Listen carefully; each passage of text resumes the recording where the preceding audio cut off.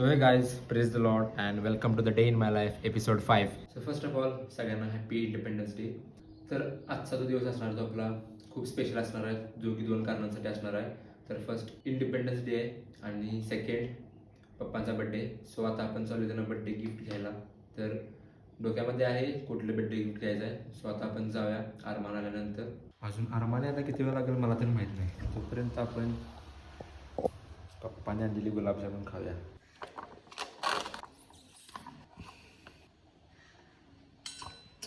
चला खाऊया.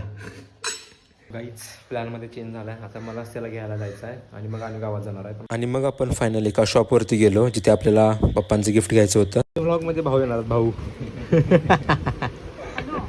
आणि त्यानंतर असा विषय झाला की मला आणि अरमानला थोडीशी भूक पण लागलेली. सो आम्ही दोघांनी डिसाईड केलं की मॅगडीला जायचं. आणि आज 15 ऑगस्ट असल्यामुळं विषय काय झालेला की DYP मॉलला पण कोणता तरी कार्यक्रम होता जिथे छोट्या मुलांनी पार्टिसिपेट केलेलं. गाईज इट्स 6 PM आणि आता आम्ही चाललोय केक घ्यायला पप्पांसाठी.